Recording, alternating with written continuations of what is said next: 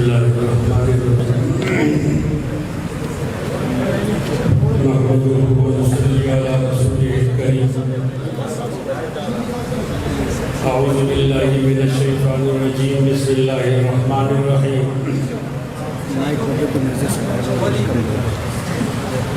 انفروا خفافا وثقالا وجاهدوا في سبيل الله بأموالكم وأنفسكم ذلكم خير لكم إن كنتم تعلمون لو كان عرضا قريبا وسفرا قاصدا لاتبعوه ولكن بعدت عليهم الشقة سيحلفون بالله لو استطعنا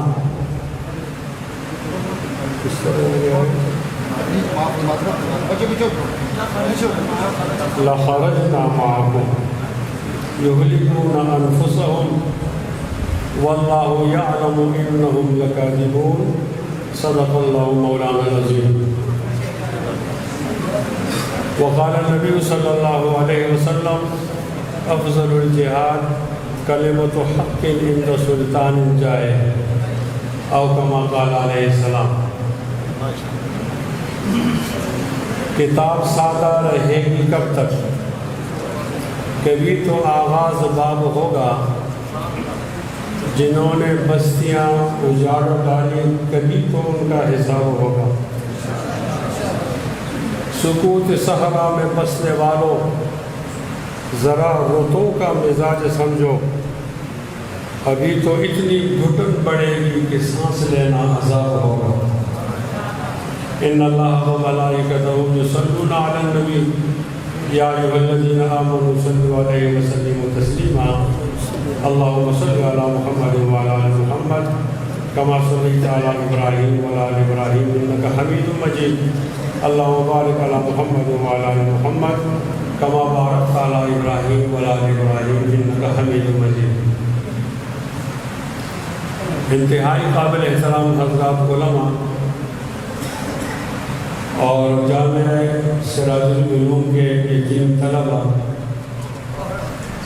ایک افسوس کا اظہار کر رہا ہوں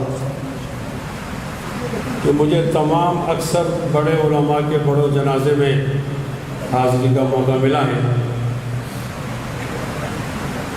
اور 5 دفعہ میں جیل گیا ہوں تو جیل جانے پر افسوس بھی نہیں ہوتا. اس دفعہ کے جیل جانے پر افسوس ہوا ہے کہ میں حضرت شاہ صاحب کے جنازے میں شامل نہیں ہو سکوں. میرا کلیجہ اس قابل نہیں ہے کہ میں اپنی کیفیت بتاؤں کہ وہ دن جیل میں کیسا گزرا ہوگا اور میں نے کیسے برداشت کیا ہوگا. کاش مجھے اطلاع نہ ملتی، لیکن میں کیا کرتا، مجھے شاہ صاحب نے بہت سارے وظائف دیے، میرے ساتھ بہت زیادہ محبت کرتے تھے. ایک جملہ کہتے تھے وہ مجھے بھی سمجھ میں نہیں آتی، کہتے کہ مفتی کفایت اللہ میں جو غیرت ہے یہ خون والی غیرت نہیں ہے، یہ دودھ والی ہے. اس کے ساتھ شروع میرے نانا جان کا ذکر کرتے ہیں، قاضی اللہ داد رحمۃ اللہ علیہ کا، کہ انہوں نے آزادی کی تحریک میں اتنا حصہ لیا اور یہ وہ سلسلہ چلا ہے. مجھے کہتے تھے کہ شاہ عبدالعزیز اور شاہ عبدالقادر اور آپ میں فرق نہیں کرتے، اور میرے ٹاک شوز لوگوں کو سناتے تھے. ایک ٹاک شو میں جب عمران خان کی تعریف ہوئی تو میں بیٹھا ہوا تھا 92 چینل پر، تو انہوں نے کہا تو بہت اچھا آدمی ہے، بڑی لمبی تقریر کی ہے، اسلام فوبیا کی بات کرتا ہے، پھر سعودی عرب ایران کا صلح کراتا ہے، آپ اس کے کیوں مخالف؟ کامران شاہد نام قائم کرتا. میں نے کہا میں ذرا شعر پہ جواب دینا چاہتا. وہ شعر شاہ صاحب کو بہت اچھا لگا اور لوگوں کو ذکر کرتا تھا کہ میرے مفتی کفایت اللہ نے یہ جواب دیا ہے. وہاں اللہ نے مجھے توفیق دی تو میں نے کہا ویسے تو شیخ جی ہیں بہت جامع الصفات، عمران کے بارے میں، ویسے تو شیخ جی ہیں بہت جامع الصفات، یہ اور بات ہے کہ ذرا بیوقوف ہے۔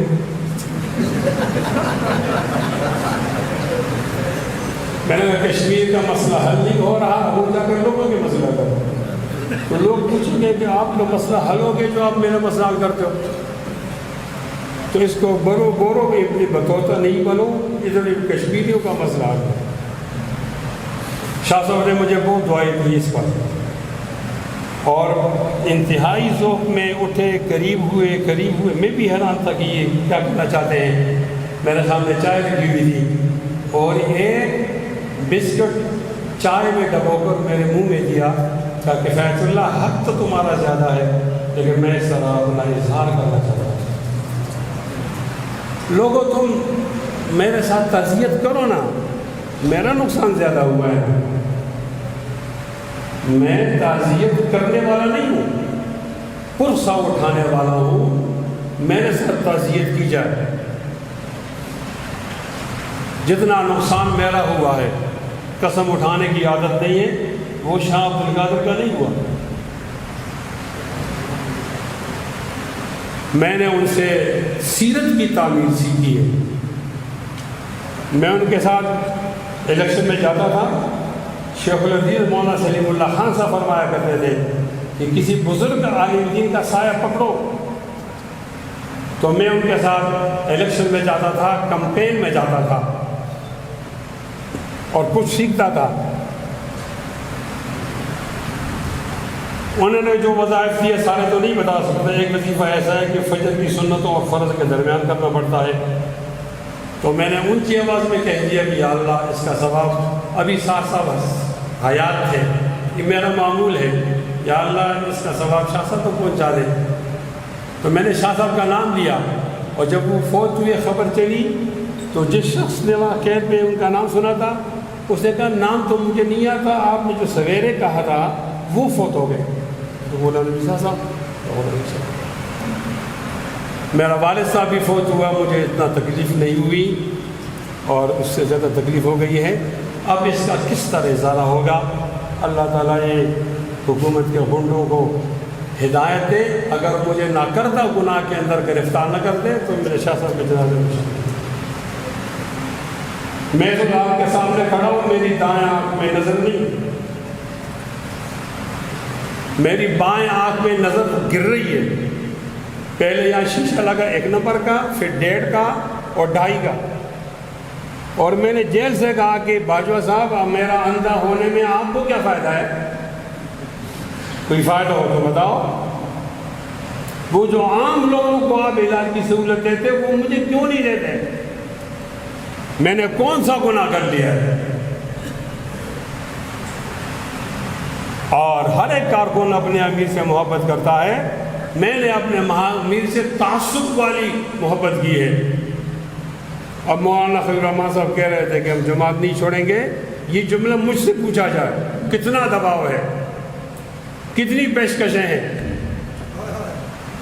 کیا کچھ نہیں کہا جا رہا۔ آج اس مقام پر کھڑا ہوں، ان کے گنڈے بیٹھے ہوئے ہوں گے، وفیکم سماعون لہم، بیٹھے ہوئے ہوں گے۔ بتاتا ہوں ان گنڈوں کو کہ یہ کون سا انصاف ہے، اگر میں مولانا فضل الرحمان کا کارکن ہوں تو میں غدار ہوں، اور اگر میں ان کو چھوڑ کہتا ہوں تو میں محب وطن ہوں۔ یہ کون سا انصاف کا ترازو ہے؟ اور ہمارے لیے ان دفعات کا استعمال کیا جو انتہائی سنگین غداری کے لوگ، انتہائی سنگین غداری۔ آرٹیکل 6 لگا رہے تھے، لگتے لگتے بچ گیا، 121 اے لگا دیا۔ یہ آرٹیکل 6 یا لگا ہے مشرف پر یا مجھ پر، اس کو 10 سال حکومت تھی اور آرٹیکل 6 لگایا۔ مجھے ویسے ہی آرٹیکل 6 لگایا، 10 سال حکومت تو دو نا۔ کمال، یہ کوئی انصاف ہے؟ یہ تمہارا انصاف ہے؟ پہلے 10 سال حکومت دو، پھر کرپشن پکڑو، پھر آرٹیکل 6 لگاؤ نا۔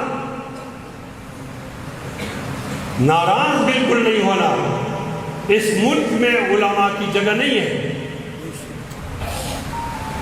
میں پوچھتا ہوں کہ آپ نے مولانا فضل الرحمان صاحب پر الزام کرپشن کا لگایا، یہ تو الزام ہے نا، ثابت کرو گے، لیکن عاصم سلیم باجوہ پر الزام بھی لگ گیا، چوری ثابت ہو گئی، اس کا دائیں ہاتھ کاٹو نا۔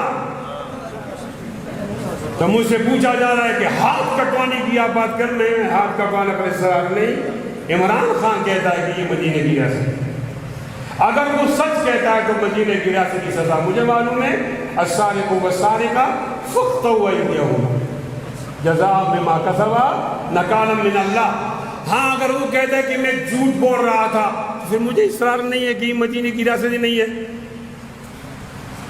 کہا جاتا ہے ایک جرنیل کی توہین سے پاکستان بدنام ہوتا ہے، مانتا ہوں، پاکستان اللہ کی نعمت ہے، اداروں کا احترام کرتے ہیں، لیکن کسی عالم دین وہ بھی ایسا عالم جو امیر العلماء امام العلماء ہو، آپ اس پر ناکرد و گناہ میں آپ کرپشن کا الزام لگاؤ گے اور نیب کو استعمال کرو گے تو کیا اسلام بدنام نہیں ہوگا؟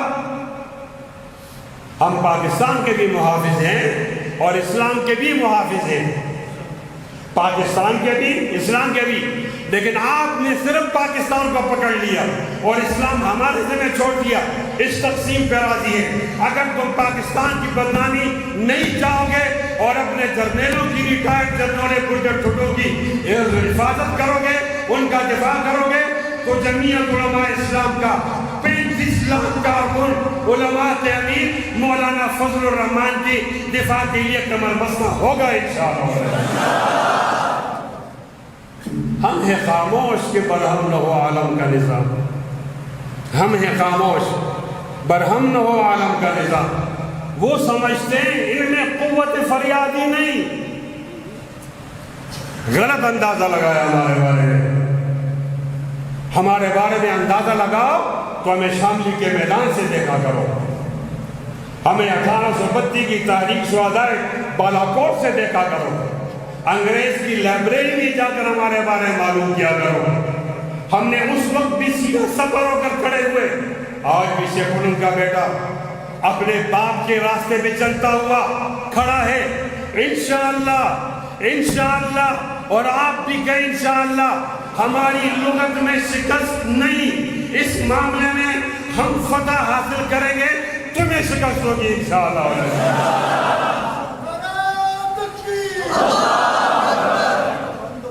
کمال بات ہے، مجھ پر مقدمہ بنائے کہ آپ نے مولانا کا دفاع کیوں کیا، پھر مجھے کہا جا رہا ہے کہ آپ اداروں کے ساتھ ہیں، اداروں کے ساتھ ہیں بھائی، لیکن جنرل پرویز مشرف تو ادارہ نہیں، ضیاء الحق تو ادارہ نہیں، یحییٰ خان تو ادارہ نہیں، وہ آدمی ایوب خان تو ادارہ نہیں۔ یہ میرا سیاسی موقف ہے کہ ایوب خان نے ہمارے دریا بیچے، غلط کیا، غلط آدمی تھا۔ ضیاء الحق نے کارگل میں سیاچن بیچا، غلط آدمی تھا۔ اور پرویز مشرف نے کارگل بیچا، غلط آدمی تھا۔ اور یحییٰ خان نے آدھا ملک بیچا، غلط آدمی تھا۔ مجھے کون سا قانون اس بات سے روک رہا ہے